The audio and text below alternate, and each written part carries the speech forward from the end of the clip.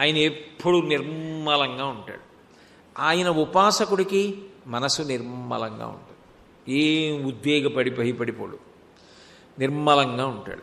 ఆ నైర్మల్యం, ఆ మనసు మలినమైన ఆలోచనలతో లేకపోవడం అన్న దుప్పటిని భక్తి అన్న అమ్మ కప్పుతుందిట, శివభక్తి. నైర్మల్యతశ్చాదనం వాచాశంఖముఖస్థితైశ్చ జఠరాపూర్తిం చరిత్రామృతై. అమ్మ పాలు పడుతుంది పిల్లాడికి. భక్తి ఎప్పుడు శివుడి గురించి ఏదో వినాలి, ఏదో వినాలి. నాకు ఇన్ని ఇచ్చిన స్వామి, ఇన్ని ఉపకారాలు చేసిన స్వామి, ఆయన గురించి వినాలి, ఆయన పూజ చెయ్యాలి, ఆయన్ని దర్శనం చెయ్యాలి. ఆయన్ని చూస్తుంటే ఏం ఆనందం, ఎంత సంతోషం, ఇన్ని చేసి ఏం తెలియనట్టు కూర్చున్నావా అని చూస్తూ పరమానందపడిపోవాలి. అప్పుడు ఏమైంది, ఎప్పుడూ ఆయన గురించినటువంటి ఆలోచనలు లోపలికి వెడుతుంటే ఆ వాక్కులు అనబడేటటువంటి శంఖంతో భక్తి అనేటటువంటి పాలని అమ్మ పడుతోంది, ఆ శివభక్తి అన్న తల్లి పడుతోంది. వాచాశంఖముఖస్థితైశ్చ జఠరాపూర్తిం చరిత్రామృతై రుద్రాక్షైర్భసితేన దేవవపుషో.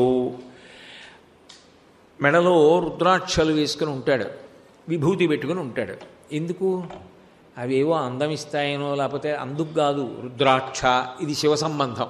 మా స్వామి ఉన్నట్టే మెడలో, అది కంఠానికి తగులుతుంటే నా స్వామి నన్ను పొదివి పట్టుకున్నట్టే. లలాటమునందు విభూతి పెట్టుకుంటే దాని పేరే భస్మ.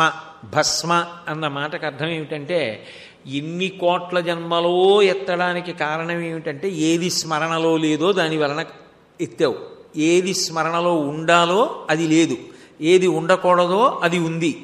అలా ఉన్న కారణం చేత జన్మలెత్తావు. ఇప్పుడు ఏది నీకు జ్ఞాపకం ఉండాలో అది ఉండేటట్టు చేయగలిగినది ఏదో అది భస్మ. అందుకని రుద్రాక్షైర్భసితేన దేవవపుషో రక్షాం. అమ్మ ఏం చేస్తుంది, పిల్లాడికి రక్ష పెడుతుంది. రాత్రి పడుకుంటే ఇప్పుడు ఉలిక్కి పడకుండా బొటనవేలుతో విభూతి పెడుతుంది. అమ్మ విభూతి పెట్టి పడుకోబెట్టినట్టే భక్తి అన్న తల్లి, శివభక్తి అన్న తల్లి శివ సంబంధమైనవి అలంకారం చేసుకుని సంతోషపడేటట్టు చేస్తుంది. రుద్రాక్షైర్భసితేన దేవవపుషో రక్షాం భవద్భావనా పర్యంకే వినివేశ్య భక్తి జననీం. అమ్మ ఏం చేస్తుంది, పిల్లాడిని ఊయలలో పెట్టి ఊపుతుంది, ఊపుతూ నిద్రపుచ్చుతుంది. భక్తి అన్న తల్లి ఏం చేస్తుంది, శివభక్తి ఎప్పుడు శివుడి గురించినటువంటి తలపులలో ఊగుతూ ఉంటాడు.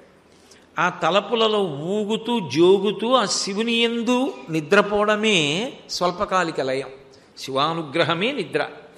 ఆ నిద్రలోకి వెళ్ళిపోతాడు. అంటే ఇప్పుడు ఏమైంది, చిట్ట చివరికి ఆ పరమేశ్వరానుగ్రహం చేతని ఆయనకి సంబంధించినటువంటి ఆలోచనలలోనే తాను నిద్రలోకి వెళ్ళిపోయాడు, స్వల్పకాలిక లయంలోకి. రుద్రాక్షైర్భసితేన దేవవపుషో రక్షాం భవద్భావనా పర్యంకే వినివేశ్య భక్తి జననీం భక్తార్భకం రక్షతి. తల్లి ఏ విధంగా అయితే పసిబిడ్డని కాపాడుకుందో అలాగే రుద్రాక్షలు, విభూతి ఇటువంటివి శరీరాన్ని, మనసు శివ సంబంధమైనటువంటి స్మరణల వలన పవిత్రమై శివానుగ్రహాన్ని పొందుతోంది. అయితే శివభక్తి యందు ఒక విశేషమైన లక్షణం ఉంటుంది. ఒక స్థాయిలో శివుడు ఏమవుతాడంటే ఏదో ఉపకార స్మరణంగా గుర్తొస్తాడు, నిజంగా మహానుభావుడండి, ఇన్ని చేశాడండి అని. ఒక స్థితిలో భయకారణమవుతాడు. భయం అంటే ఆరోగ్యవంతమైన భయం. అమ్మో ఇలాంటి తప్పు పనులు చేస్తే స్వామికి నా మీద కోపం రాదు అని ఒక ఆరోగ్యవంతమైన భయం అవుతుంది. కానీ ఒక స్థితి దాటారనుకోండి, మీరు దాటితే ఏమవుతుందంటే అప్పుడు ఆ భక్తిలో మీ నిత్య జీవిత గమనాన్నంతటినీ కూడా శివభక్తి శాసిస్తుంది. శాసించి అది నిరంతరం కూడా మీకు ఆదర్శప్రాయమై మీరు అడుగు తీసి అడుగు వెయ్యాలి అని అనుకుంటే మీకు ఆయన జ్ఞాపకానికి వచ్చి నేను ఆయనలా బ్రతకాలి అని అనిపిస్తుంది. ఇప్పుడు ఉపాసన అన్న మాటకు అర్థం ఏమిటి, మీకు ఒకరంటే చాలా ఇష్టం అన్న మాటకు అర్థం ఏమిటి, ఆయన ఎలా బ్రతుకుతున్నాడో మీకు తెలియకుండా మీరు అలా బ్రతకడం మీకు అలవాటు అయిపోతుంది. ఇప్పుడు ఆయన్ని నేను జీవితంలో ఆదర్శంగా పెట్టుకున్నానండి. ఆయన చాలా గౌరవనీయులు, పూజనీయులు, ఆయన నన్ను బాగా ప్రభావితం చేశారు అని నేను అన్నాను అనుకోండి. దాని అర్థం ఏమిటి? ఆయన ఏం చెప్పారో, ఆయన ఏం చేస్తూ ఉంటారో నేను కూడా అదే చెప్తూ ఉంటాను, నేను కూడా ఆయన చెప్పిందే చేస్తూ ఉంటాను. అంటే నా నడవడి ప్రభావితము కావాలి, నా నిత్య జీవితము ప్రభావితం కావాలి. నా నిత్య జీవితం ప్రభావితం కాలేదనుకోండి, అప్పుడు భక్తి అన్న మాట ఒక పరిమితమైనటువంటి స్థితిని పొందింది. అప్పుడు అందులో మీకు ఏదో ఒక ఆరోగ్యవంతమైన భయము, లేదా ఆయన వలన నాకు ఈ ఉపకారం జరగాలి, ఆయన తప్ప నన్ను ఎవడు చూస్తాడు, నా యోగక్షేమములు ఆయన చేతిలో ఉన్నాయనేటటువంటి విశ్వాసం చేతనో మీరు ఆయనని పట్టుకుని ఉన్నారు. అంతకన్నా మీరు ఇంకా బాగా ప్రభావితులయ్యారనుకోండి, శివభక్తి బాగా పండిందంటారు. శివభక్తి పండితే ఏమవుతాడు? శివుడు అవుతాడు. ఒక వ్యక్తిని నమ్ముకుని బ్రతికినవాడు ఏమవుతాడు? ఆయనే అవుతాడు. బింబ ప్రతిబింబములలాగా ఆయన ఎలా బ్రతికాడో అలా బ్రతుకుతాడు. ఆయన గాంధేయవాది అంటారు. గాంధేయవాది అంటే ఏమిటి? గాంధీ గారు ఏం చెప్పారో ఆయన అదే చెప్తాడు, గాంధీ గారు ఏం చేశారో అదే చేస్తాడు. గాంధీ గారు నూలు వస్త్రాలు కట్టుకున్నారు, ఆయన నూలు వస్త్రాలు కట్టుకుంటాడు. గాంధీ గారు దేశభక్తి, ఆయనకి దేశభక్తి. గాంధీ గారు నమ్మిన సిద్ధాంతాలు, ఆయన అవే నమ్ముతాడు. గాంధీ గారు చెప్పింది దేశాభ్యున్నతికి కారణం అని గాంధీ గారు చెప్పుకున్నారు. గాంధీ గారు ఏవి చెప్పారో అంతే, అవే దేశాన్ని వృద్ధిలోకి తెస్తాయి అని నమ్మి మళ్ళీ ఈయన కూడా అదే చేస్తాడు. అంటే ఆయన వలన ప్రభావితుడైన వాడు ఆయన ఎలా ఉంటాడో అలా ఉంటాడు. అంటే నిత్య జీవితం మీద భక్తి ప్రభావితం చేస్తుంది ఒక స్థితిలో. అది శివుడైపోతున్నాడనడానికి గుర్తు. ఆ స్థాయి పొందలేదనుకోండి, ఎప్పటికీ మీరు భగవత్ కథకి శ్రోతగానే ఉండిపోతారు, వినడం వరకే పరిమితం అయిపోతుంది. కాదు, ఒక స్థితిలో ఏమవుతుందంటే మీరు ఏది వింటున్నారో అది మీరు అయిపోతారు. అది అవ్వకపోతే మనిషి జన్మకి పరిమితి ఉందని గుర్తు. అప్పుడు వినడానికి 2 చెవులు ఎందుకు ఇచ్చినట్టు ఈశ్వరుడు? అప్పుడు దాని వలన ప్రయోజనం ఏమని చెప్పాలి? ఎందుకనంటే మీరు ఏది వింటున్నారో అది మీరు అయిపోతారని శంకరాచార్యులు వారే చెప్పారు. గళంతీ శంభోత్వచ్చరిత సరిత కిల్బిషరజో దళంతీ ధీకుల్యాసరణిషు పతంతీ విజయతాం దిశంతీ సంసార భ్రమణ పరితాపోపశమనం వసంతీ మచ్చేతో హృదయవిశిదా శివానందలహరి. నేను విన్న శివకథలు చెవిలోంచి లోపలికి వెళ్ళినవి ఇక్కడ నిలబడిపోతే దాని అంతిమ ప్రయోజనం జనన మరణ చక్రం నుంచి విడుదల పొంది సంసార భ్రమణ పరితాపోపశమనం, సంసార పరిభ్రమణం ఆగిపోయి నేను శివుని ఎందుకు కలిసిపోతున్నాను, పశువు పశుపతి ఎందుకు లయమైపోతున్నాడు అంటే ఆయన అయిపోతున్నారా లేదా? ఆయన అవ్వకపోతే దానికి అర్థం లేదా? భక్తికి ఎప్పటికీ అర్థం లేదు. భక్తి ఎప్పటికీ రెండుగానే ఉంచిందనుకోండి, నేను భక్తుడు ఆయన పరమేశ్వరుడు అనే ఉండిపోతే అది భక్తి పండినదనడానికి సాధ్యం కాదు. ఎందుకనంటే ఇక విడదీయడానికి వీలు లేని రీతిలో భగవంతుని యందు మీరు ఐక్యం అవ్వాలి. అలా ఐక్యం అవ్వాలి అంటే అసలు మీరు వింటున్న కథ యందు అంత అనురక్తితో విని అది మీ నిత్య జీవితాన్ని ప్రభావితం చేయాలి. ప్రభావితం చేయడం అంటే మీకు జ్ఞాపకానికి వస్తూ ఉండాలి. ఆయనైతే ఇది చేయడు, ఆయన ఇది ఇలా చేస్తాడు, నేను ఇలాగే ఉండాలి అని మీకు అన్వయం అవుతూ ఉండాలి. అన్వయమై జ్ఞాపకం వచ్చి మిమ్మల్ని ప్రభావితం చేస్తే చిట్ట చివర అదే అయిపోతారు. అది అనేక కారణాల వల్ల అవుతారు. ఒకప్పుడు భయంతో అయిపోయాడు, అతి భయంతో మారీచుడు రాముణ్ణి ఉపాసన చేశాడు.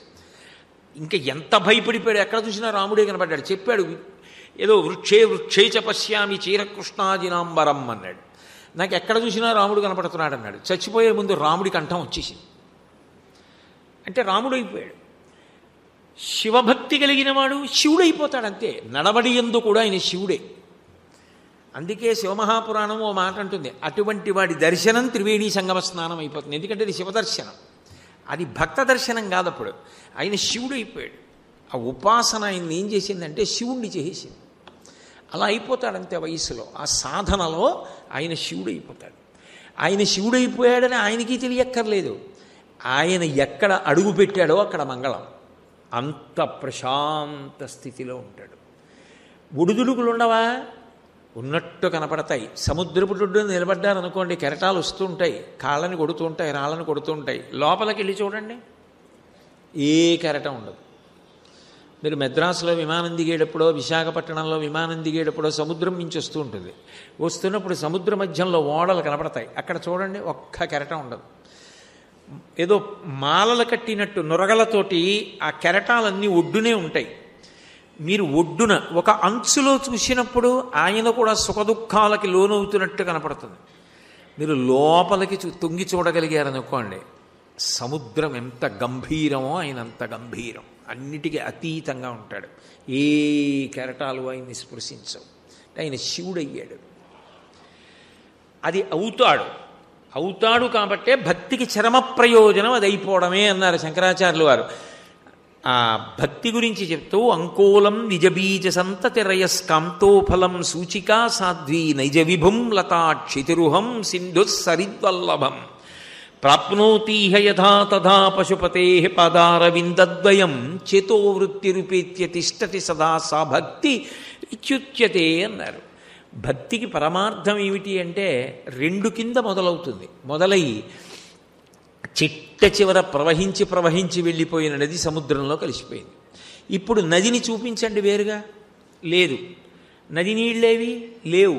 నది నీళ్ళ రుచేది లేదు. నది నీళ్ళ రంగేది లేదు. సముద్రంలో కలిసిపోయింది. సముద్రంలో కలిసిపోయిన తర్వాత అంతా ఉప్పు నీరే, అంతా సముద్రపు నీరే. ఇక నదికి ప్రత్యేకంగా ఏ విధమైన ఉనికి లేదు. శివుడైపోయినవాడు జీవుడిలా కనపడతాడు, కానీ కాడు. జీవన్ముక్తుడయ్యాడు. జీవన్ముక్తుడు అంటే ఇప్పుడు చచ్చిపోయాక మోక్షం పొందాడని కాదు. ఇక్కడ ఉండగానే సశరీరుడై ఉండగానే ఆయన శివుడైపోయాడు. నది సముద్రంలో కలిసిపోయినట్టు కలిసిపోయాడు. శరీరం పడిపోయాక విదేహమోక్షం అంటారు. చంద్రశేఖర భారతీ స్వామి, చంద్రశేఖరేంద్ర సరస్వతి మహాస్వామి వాళ్ళందరూ పొందిన స్థితి అదే. కాబట్టి ఒక స్థాయికి వెళ్ళిపోయిన తర్వాత భక్తి యందు ఏమవుతుందంటే ఉపకార స్మరణముగా కాదు, మీకు ప్రతి క్షణం మిమ్మల్ని ఆయన మార్గదర్శకుడుగా నిలబడి నడిపిస్తూ ఆయన చేత ప్రభావితులై ఆయన అయిపోతారు. అది శివుడైపోవడం అంటే.